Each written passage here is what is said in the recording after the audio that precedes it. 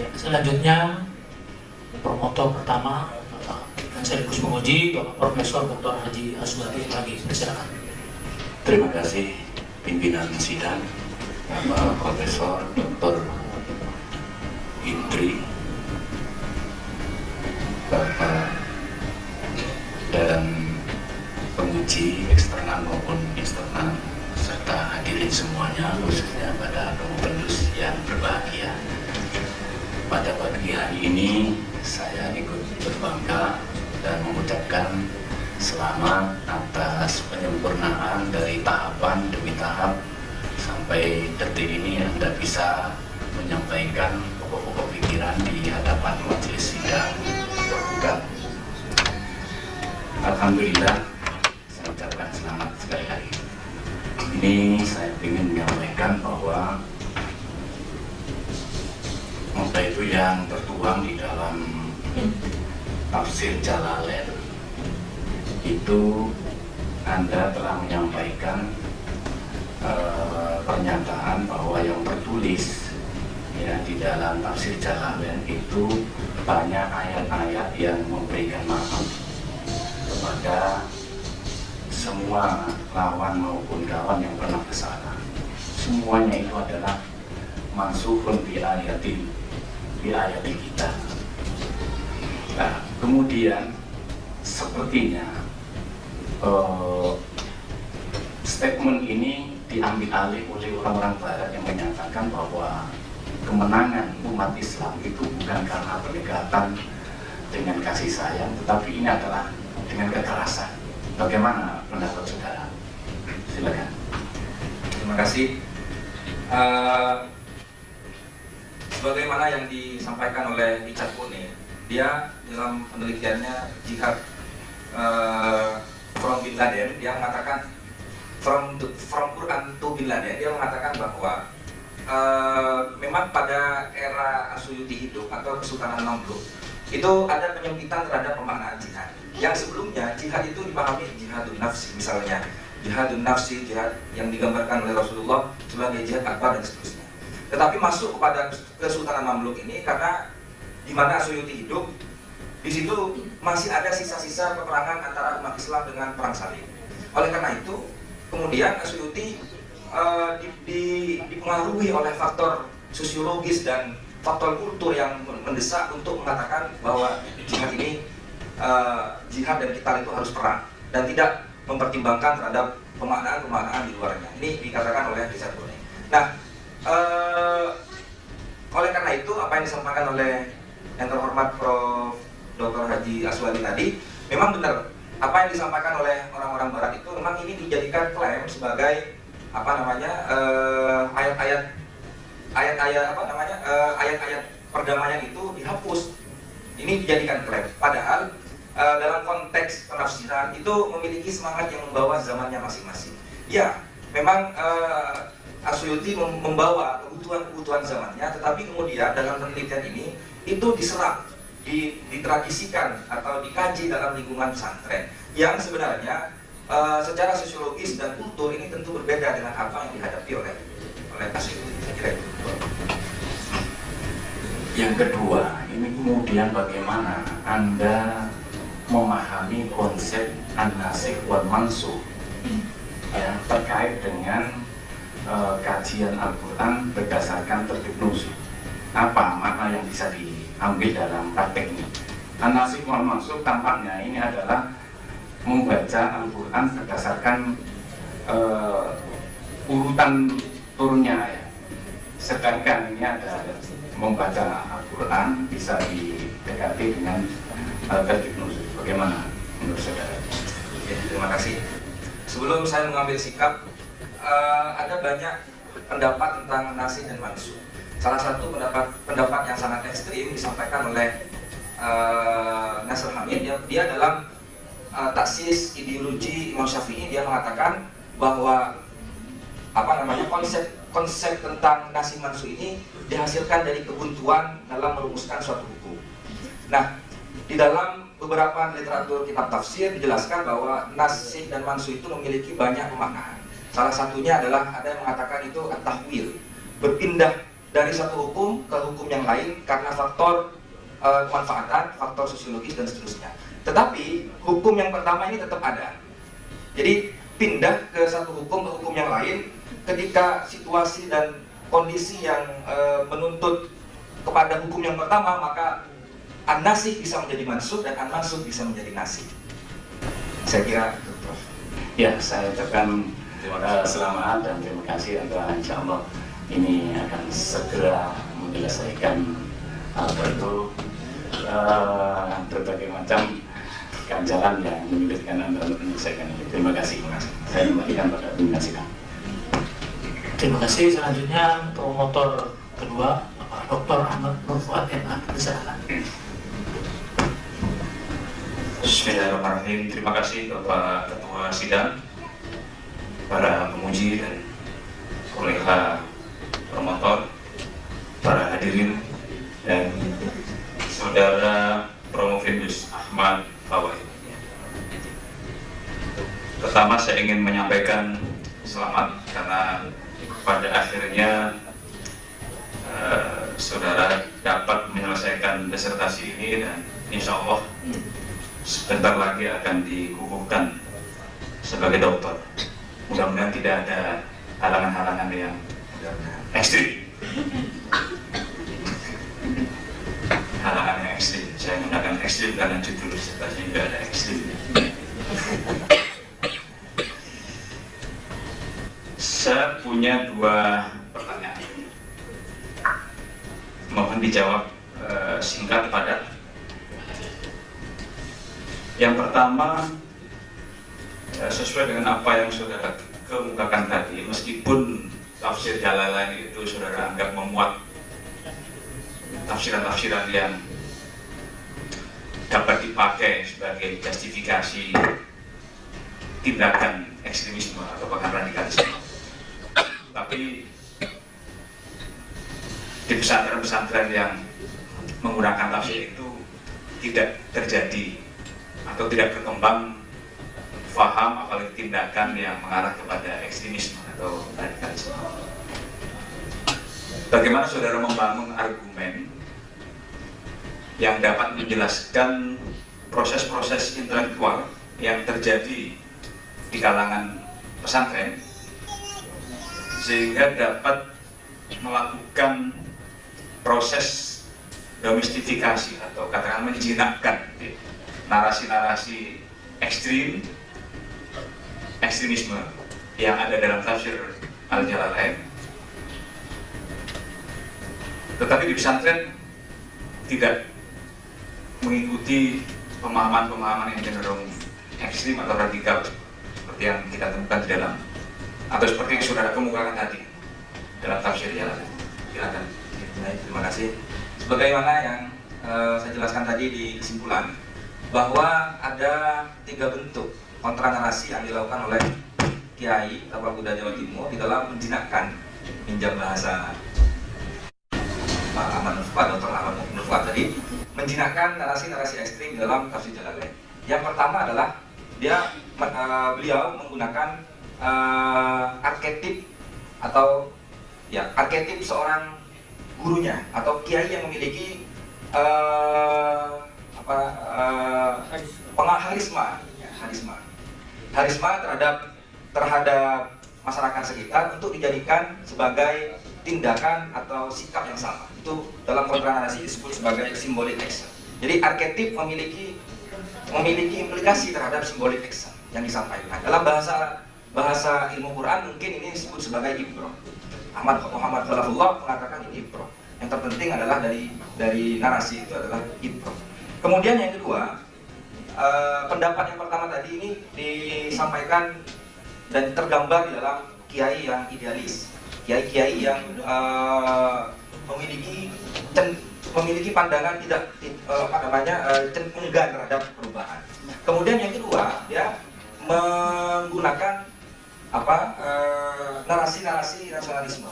Sebab kiai secara umum menyadari bahwa tafsir Jalalain itu memiliki nuansa-nuansa kultur budaya di mana Asyuti hidup. Tetapi kemudian kultur-kultur itu dilepaskan oleh kiai dengan kontekstualisasi tekstualitas yang ada di dalam tafsir Jalalain itu. Sehingga apa yang disampaikan oleh kiai itu dia ingin mencapai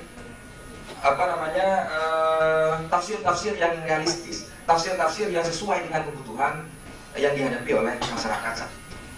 Saya kira itu betul, Pak. Apakah bisa dikatakan bahwa ada reinterpretasi terhadap penafsiran dalam tafsir Al-Jalalain oleh para kiai yang saudara teliti? Dalam penelitian saya ini tidak menggunakan istilah reinterpretasi. Sesuai dengan teori yang saya gunakan, yaitu dengan menggunakan teknik analisis gadamer.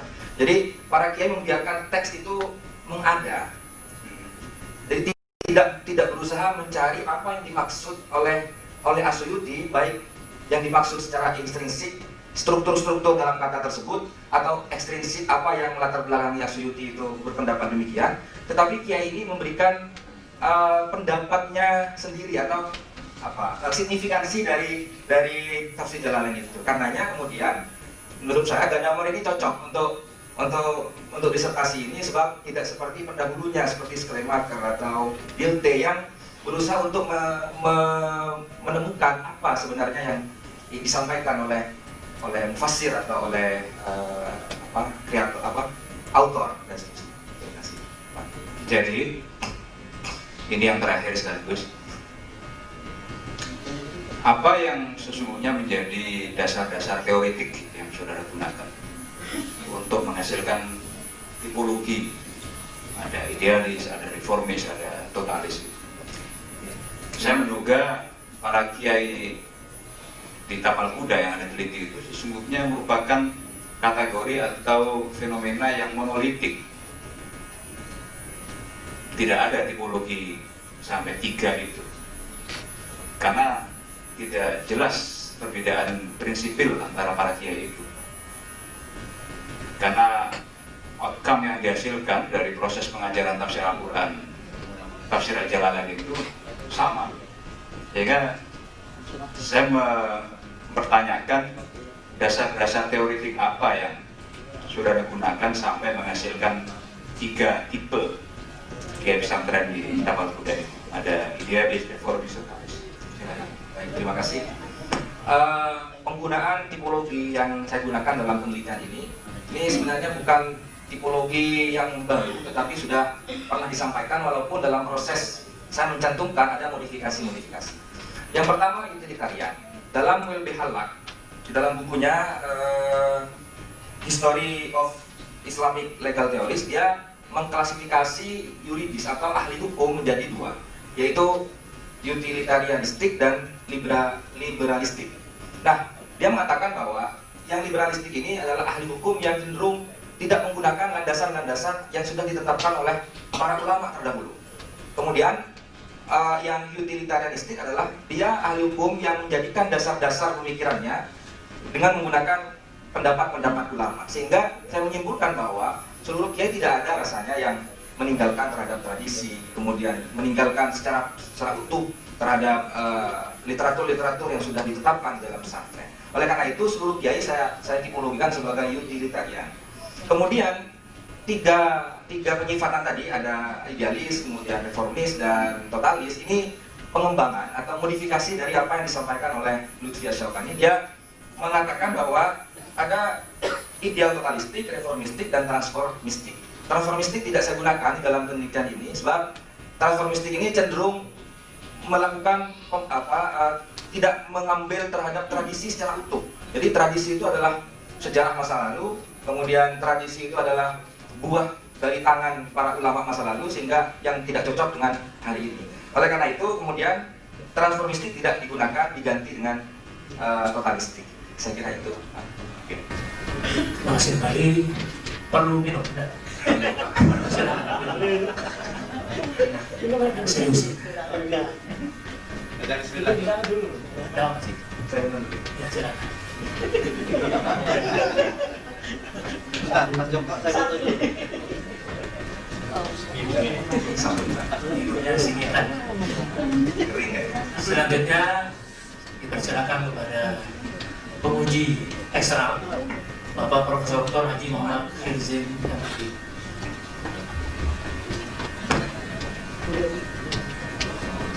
Terima kasih dan para penguji yang saya hormati, Saudara Ahmad Bawaid. Pertama, ucapan selamat atas selesainya penelitian saudara dan sudah bisa merevisi, menyempurnakan naskah disertasi yang telah diujikan secara tertutup dalam waktu yang singkat. Judul disertasi saudara, kontra narasi ekstremisme terhadap tafsir ayat-ayat kita dalam tafsir Jalalain karya Jalaluddin Al-Mahali dan Jalaluddin Asyuti, kajian atas pemahaman kiai pesantren di daerah Kapal Muda, Jawa Timur. Pertanyaan pertama saya, mengapa Anda memilih kosakata ekstremisme? Apa persamaan dan apa perbedaannya dengan radikalisme, fundamentalisme, eksklusivisme? Terima kasih. Penggunaan istilah ini didasarkan atas beberapa hal. Yang pertama, saya cenderung tidak menggunakan istilah fundamental. Fundamental secara leksikal dia memiliki makna dasar. Sebagai orang beragama Islam, pasti memiliki dan mempertahankan dasar-dasar agamanya. Sehingga istilah fundamental harus melekat dalam setiap diri seorang umat Islam yang menjalankan dasar-dasar agama. Kemudian yang kedua, saya cenderung tidak menggunakan istilah puritan. Puritan sebagaimana yang disampaikan oleh Khalid Abu Fadl, dia berasal dari pure atau murni. Ini istilah puritan ini muncul di abad ke-20 mungkin, 1920, yang merupakan reaksi terhadap modernitas, atau dalam istilah yang dikembangkan oleh Abu Fadl ini merupakan Wahabi, jadi puritanisme. Kemudian radikal ini lebih kepada tindakan, radikalisme di dalam politik, radikalisme dalam dan seterusnya. Ini saya kemudian menggunakan istilah ekstremisme sesuai dengan KBBI juga, yang mengatakan ekstremisme ini adalah suatu pandang yang cenderung anti terhadap keragaman. Sehingga disertasi ini kontra narasi ekstremisme, yaitu pandangan mengkontra pandangan-pandangan yang ekstrim, belum masuk kepada tindakan-tindakan radikal. Saya kira itu. Assalamualaikum warahmatullahi wabarakatuh. Pertama, saya ucapkan selamat kepada Mas Ahmad Bawaid yang setiap ketemu saya tagih kapan majunya, sehingga suatu saat ketemu saya nggak jadi bertemu karena dia lewat jalan. Hampir semua S3 yang belum selesai itu seperti itu.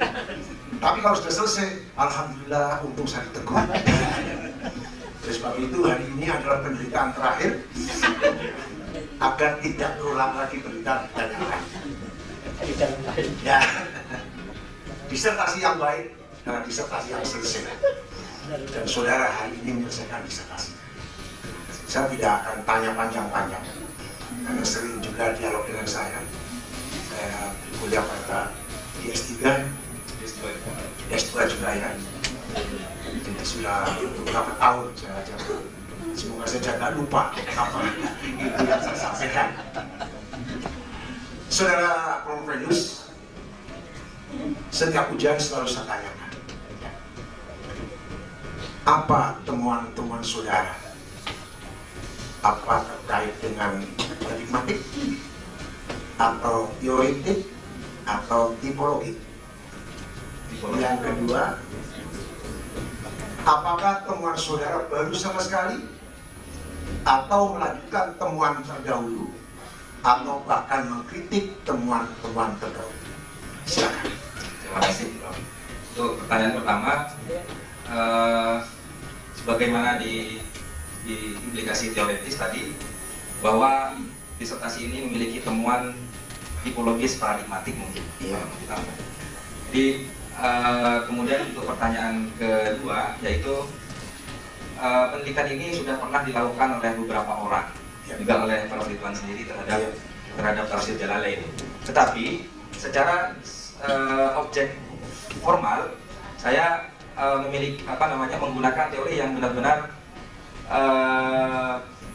belum pernah saya mungkin saya sendiri Ya. belum pernah saya gunakan, yaitu teori kontra narasi. Saya coba dalam memahami sebuah konstruksi pemikiran kiai, dan hari ini selesai. Ini saya kira itu. Ya. Terus temuan saudara itu termasuk melanjutkan atau baru sama sekali? Termasuk melanjutkan. Tidak baru sama sekali. Ada unsur baru ya. Ya. Tidak mengkritik? Mengkritik juga. Oke. Soalnya dulu bimbingan saya juga tentang kitab. Saudara Dr. Mardani dari Wardani. Ya, Wardani. Sering komunikasi. Iya, juga Saudi. Di samping saya juga meneliti pada tahun 1998 dulu tentang pendapat para santri, para kiai di pondok-pondok pesantren di Jawa Timur tentang standar tafsir Jalalain. Sehingga ditemukan bahwa kalau seorang santri belum pernah ngaji tafsir Jalalain, sama halnya dia belum nyantri, gitu kan? Ya, kalau ada yang pesan tidak ada tafsir Jalalainnya, berarti belum lengkap tafsirnya. Karena ada yang mengkritik bahwa tafsir Jalalain sangat sederhana, karena mereka tidak tahu bahwa sekelas Muhammad Abduh dan Rasid Ridho dalam tafsirnya Al-Manar, beliau itu juga menggunakan mufrodat yang diambil dari tafsir Jalalain. Ya, memang tafsir Jalalain tidak termasuk tafsir yang bil-makhfur. Kalau kami kategorikan dari segi sumbernya masuk yang bil-ra'i.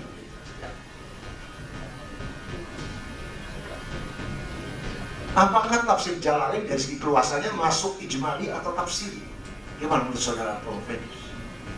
Masuk ijmali. Ijmali. Oke. Kalau dari segi urutan masuk tahlili, maudhu'i atau nuzuli? Masuk tahlili. Kalau dari segi cara penjelasan masuk bayani atau muqarrin? Bayani. Berarti ilmunya sudah masuk ya. Masuk. Memang saya ujinya di sini. Benar nggak dulu di West sudah saya ajarkan itu kan? Sudah. Termasuk juga bagaimana alirannya dan sebagainya ya. Kalau alirannya masuk pada Di antikodi bagi yang Syafi'i atau yang Lugawi? Lugawi. Dan itu saja, sehingga kalau lulus dari S3 Sunan Ampel dan tidak bisa menjelaskan itu, mungkin perlu kuliah lagi. Tapi ternyata saudara bisa menjawabnya. Oleh sebab itu saudara layak mendapatkan gelar doktor. Terima kasih. Assalamualaikum warahmatullahi wabarakatuh. Waalaikumsalam. Masih kembali selanjutnya penguji Bapak Profesor Dr. Haji Husin Aziz MAD.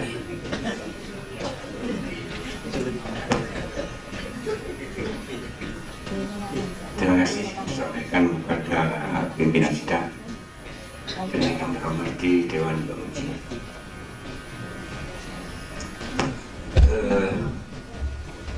Ini saya melihat bahwa disertasi ini belum tuntas, belum selesainya itu hanya menyampaikan masalah satu sisi ekstrim, satu sisi tidak ekstrim atau Cina. Jalan keluarnya mana? Ya. Itu persoalan besar. Jadi ini tidak menyelesaikan masalah selesai, tapi menambah masalah.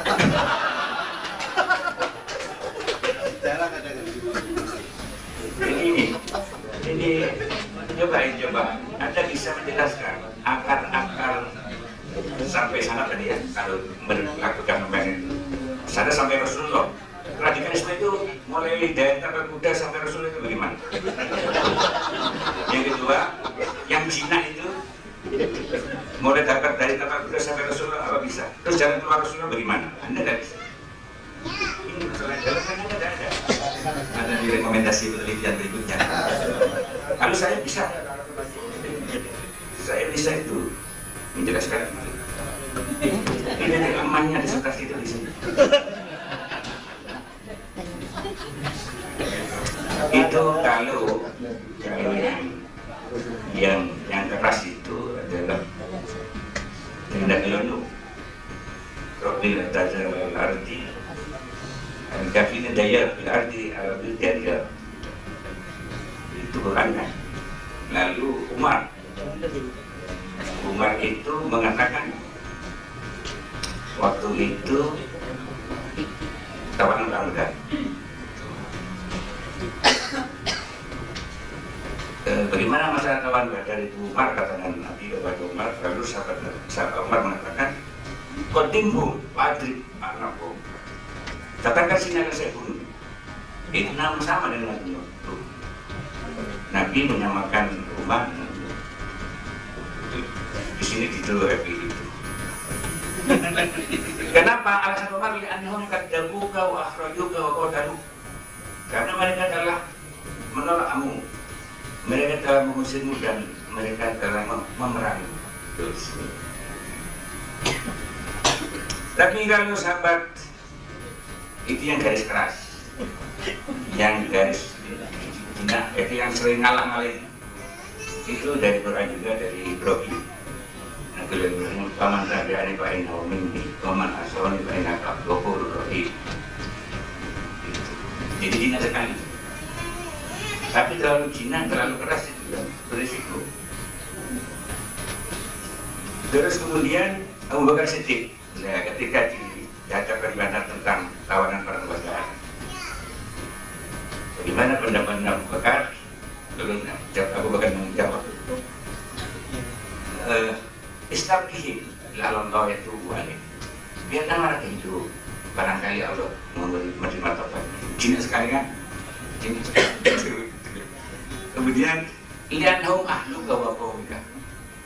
Karena mereka itu adalah kaummu. Mereka itu adalah keluarga. Dan di sini lalu ada jalan keluarnya. Nabi itu gimana Nabi itu?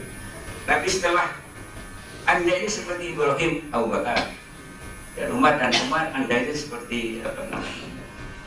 Seperti Nuh katanya. Lalu Nabi mengatakan jalan tengahnya dari kedua sisi ekstrim ini. Jadi sama-sama ekstrim itu sebenarnya itu. Ekstrim bawah dan ekstrim atas. Tapi dari Ifrat. Nabi mengatakan begini. Antum Allah. Kalian itu Anda adalah orang fakir. La yuftitanna ahadun minkum illa bibidain aw darbi'um. Ini rasulullah sekali kan. Kamu itu orang Ansar, orang sahabat Nabi, orang miskin. Begini saja, mereka harus membayar tebusan, bisa menolong orang miskin. Atau kalau tidak mau bayar, baru bisa dibunuh. Lalu di sini di jalan tengah ini.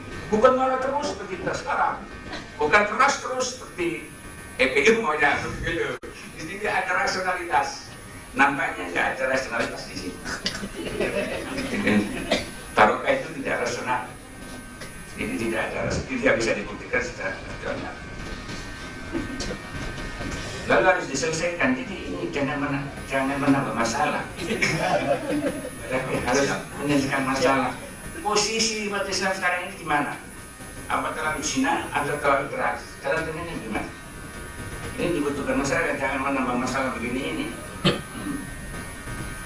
Itu satu. Ada menerima itu enggak? Gimana? Menerima tadi itu enggak? Ini kalau enggak diterima gimana? Kan sanatnya hilang itu. Nanti saya tambah itu.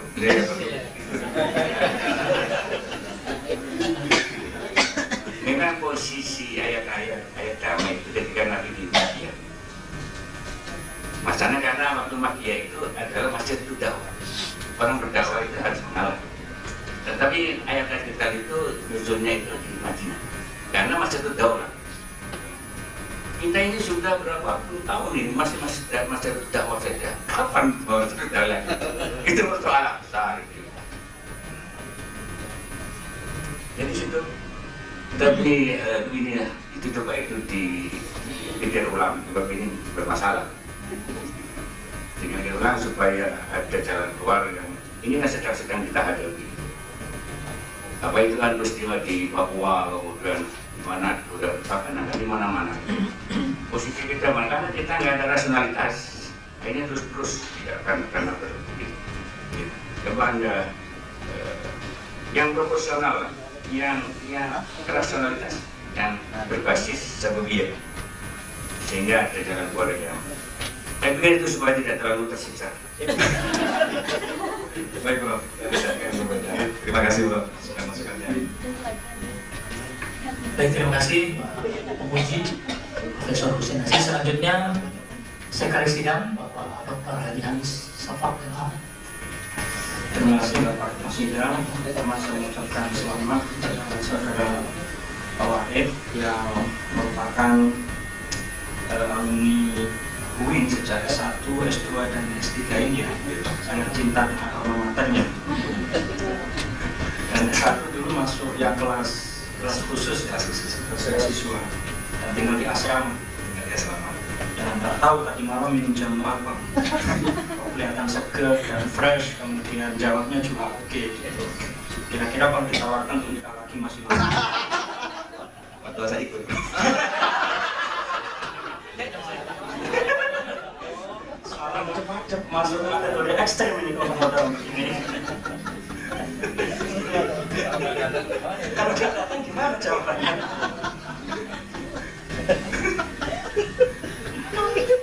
Dan kita anggap bahwa saudara Promovendus ini bagian dari alumni jalur lain. Tadi ditanya bisa menjawab dengan baik.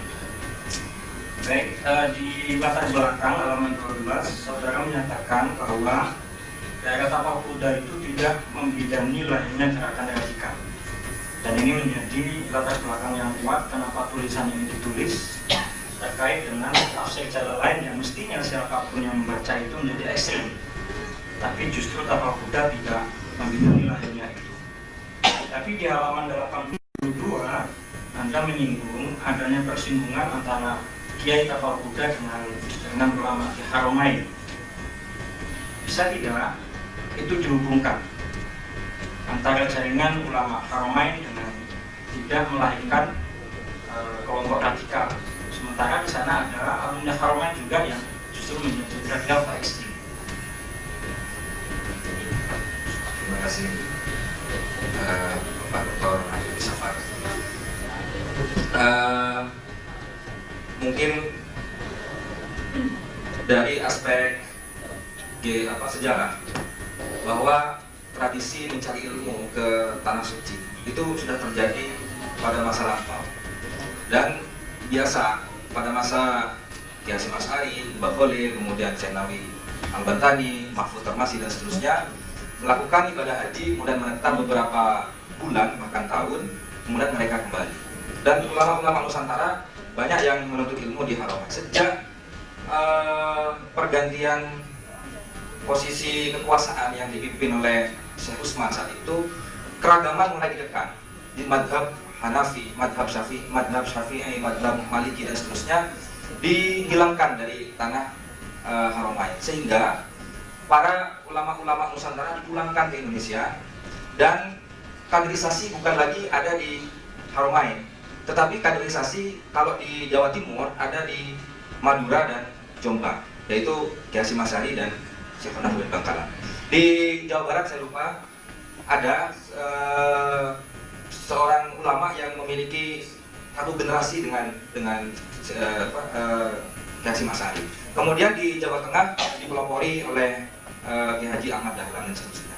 Nah, oleh karena itu kemudian para kiai di daerah Tapal Kuda atau bahkan secara umum di Jawa Timur melakukan menyambung sangat ke dua blok kiai ini, yaitu di Jombang dan di Bangkalan. Oleh karena itu watak pesantren secara bibliografis dan literatur ini memiliki sifat yang homogen, hampir sama pesantren satu dengan pesantren yang lain. Karenanya kemudian saya bidik dalam tafsir Jalalain, dan tidak hanya di dalam tafsir Jalalain tetapi juga di dalam literatur pesantren yang lain juga memuat narasi-narasi kekerasan itu, seperti misalnya di Fathul Qorib dan seterusnya. Saya kira itu Pak Dr. Ya, mungkin perlu juga disandingkan penelitian ini dengan penelitian sebelumnya yang mengatakan bahwa justru ada pergeseran paham di Madura itu mengarah ke arah ekstrem. Jadi justru di Tapal Kuda tidak melahirkan itu, tapi di Madura melahirkan itu. Sementara tadi disebutkan sanatnya adalah ke Madura. Ini ada apa? Nanti mungkin penelitian proyek. Dan terima kasih, dan hari ini kita disuguhkan oleh pertunjukan akademik yang luar biasa dan saya nyatakan layak jadi tutup. Terima kasih.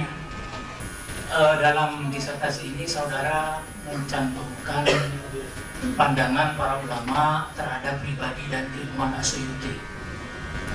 Ada yang menilai Asyuyuti itu arogan karena mengklaim dirinya sebagai mujtahid mutlak.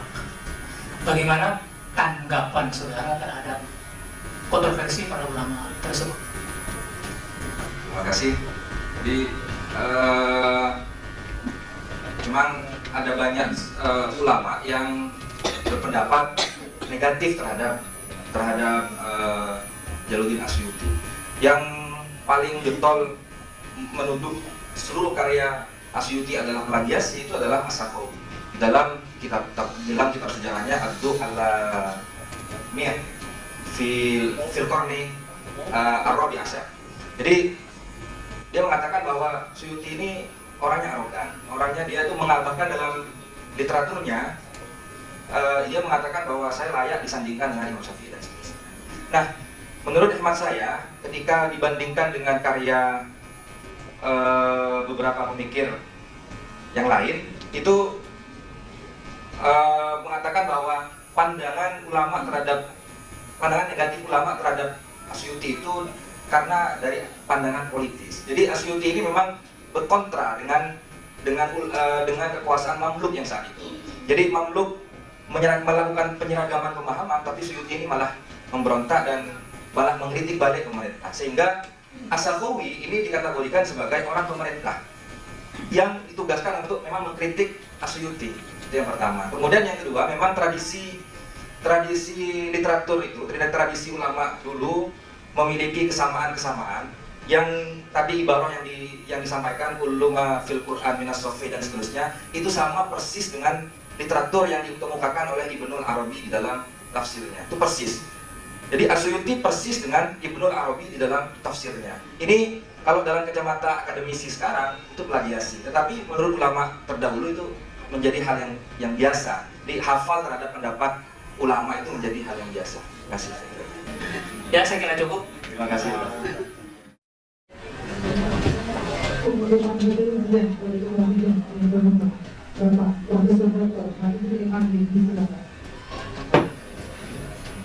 Baik, saya akan bacakan putusan tim penguji ujian disertasi tahap kedua.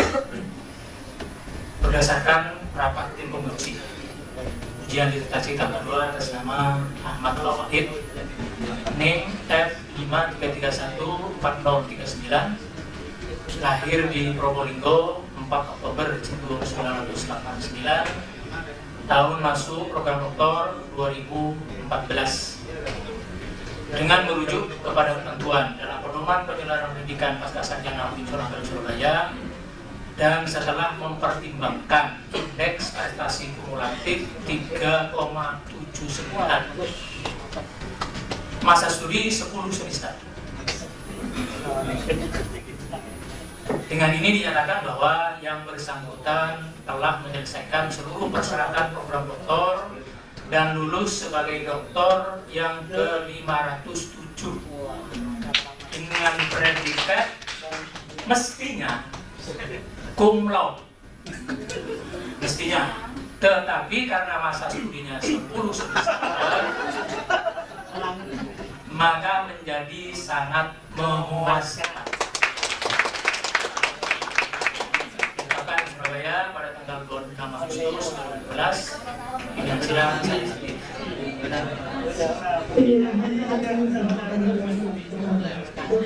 Dokter Muhammad Muhammad